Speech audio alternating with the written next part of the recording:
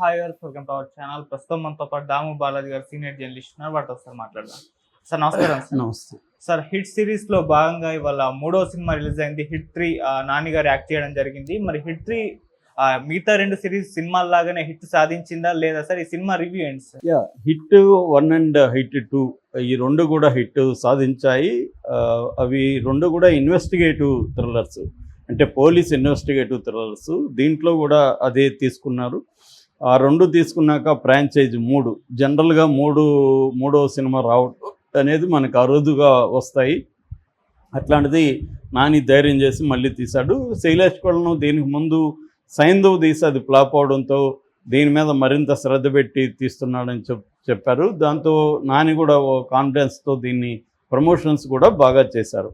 So దీంట్లో ప్రధానంగా శ్రీనిధి, తర్వాత రావు రమేష్, బ్రహ్మాజీ ఇలాంటి వాళ్ళు యాక్ట్ చేశారు. ఇక మిక్కీజే మేయర్, జాన్ వర్గీస్ లాంటి కెమెరా ఆయన చేశాడు. మిక్కీజే మేయర్ మ్యూజిక్ చేశాడు. సో దీని కథ వస్తే 44 ఏళ్ళు వయసున్న అర్జున్ సర్కార్ అనే ఒక కాపు, అతను క్రైమ్ని ఎంత వైలెంట్గా డీల్ చేస్తుంటాడనేది మనం చూస్తాం అన్నమాట. సో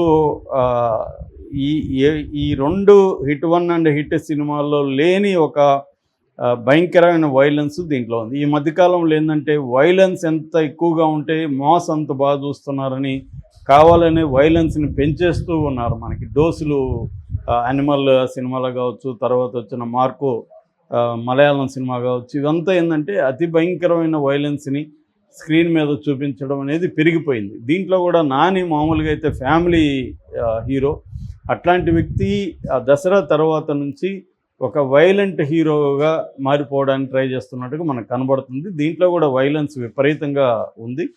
సో ఇటువంటి వైలెంట్ కాపుని ఛాలెంజ్ చేసే విధంగా ఒక సీరియల్ కిల్లర్ నానికి పోటీగా వస్తాడు, రంగంలోకి వస్తాడు. ఆ సీరియల్ కిల్లర్ చాలా క్లవర్గా కిల్లింగ్స్ మొదలు పెడతాడు. ఆ సీరియల్ కిల్లర్ని నాని పట్టుకున్నాడా, పట్టుకోవడానికి ట్రై చేస్తే నానికి ఎదురైన ఇబ్బందులు ఏమిటి, శ్రీనిధి క్యారెక్టర్ ఏంటి, శ్రీనిధికి నానికి మధ్య లవ్ స్టోరీ ఏంటి, ఇవన్నీ మనం స్క్రీన్ మీద చూడాలి. బేసిక్ ప్లాట్ అయితే ఒక పోలీస్ అండ్ కిల్లర్ మధ్య క్యాట్ అండ్ మౌస్ గేము. ఒక వైలెంట్ పోలీసు అంటే ఇప్పుడు ఇద్దరు వైలెన్స్లే. ఇతనేమో చట్టబద్ధమైన వైలెన్స్, నిజానికి చట్టం అలో చేయదు, పోలీస్ వైలెన్స్ని కూడా చట్టం అలో చేయదు. కానీ ఇతను చట్టాన్ని తన చేతుల్లోకి తీసుకొని చేయగలిగిన పరిస్థితి ఉన్న పోలీసు, అతనేమో కిల్లింగ్స్. సో ఇద్దరు వైలెంట్ క్యారెక్టర్లే. దాన్ని ఎలా డీల్ చేశారనేది బేసిక్గా సినిమా ప్లాట్ అన్నమాట. సో దీన్ని స్క్రీన్ ప్లేలో చెప్తున్నా, ఎందుకంటే ఇలాంటివి కొన్ని 100,000 వచ్చేసాయి ఇంటర్నేషనల్గా తీసుకున్నప్పుడు. ఈ సీరియల్ కిల్లర్ సినిమాలు 100,000 వచ్చాయి. మన ఇండియాలో కూడా ఈ మధ్యకాలంలో బాగా పెరిగిపోయినాయి. అటువంటిది ఒక నలిగిపోయిన సబ్జెక్ట్ని తీసుకొని చేసేటప్పుడు చాలా ఛాలెంజింగ్గా ఉంటుంది.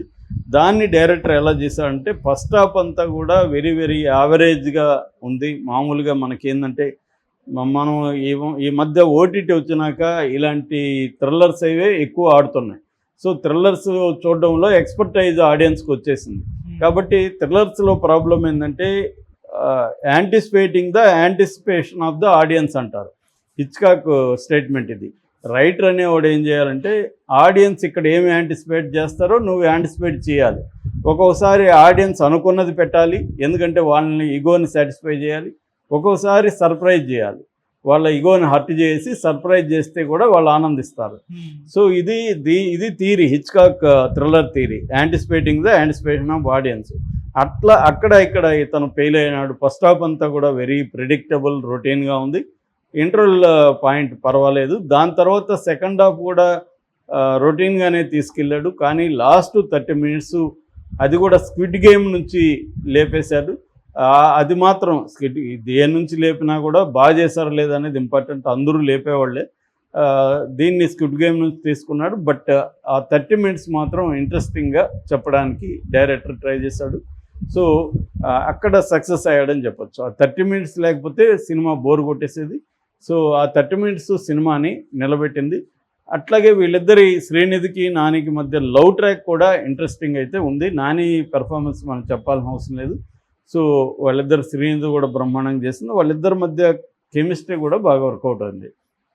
సో దీంట్లో పెర్ఫార్మెన్స్లో వైజ్గా తీసుకున్నప్పుడు ప్రధానంగా చెప్పుకోవాల్సింది నాని పెర్ఫార్మెన్స్. రావు రమేష్, బ్రహ్మాజీ వీళ్ళందరూ యాజ్ ఇట్ ఈజ్గా చేసుకుంటూ వెళ్ళిపోయారు. నాని మాత్రం మరో లెవెల్కి తీసుకెళ్ళాడు, తన రోల్ని ఇంకొక లెవెల్కి అయితే తీసుకెళ్ళాడని చెప్పొచ్చు.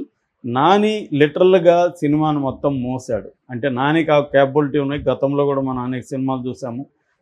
నాని ఈ సినిమాని కంప్లీట్గా మోయగలడు. ఈ సినిమాను కూడా నాని మోసాడు. అట్లాగే డైరెక్టర్ కూడా చాలా చోట్ల చాలా సీన్లలో, కొన్ని సీన్లలో ఒక డైరెక్షన్ చాలా బాగుంది ఇక్కడ అన్న ఫీల్ని అయితే క్రియేట్ చేయగలిగారు.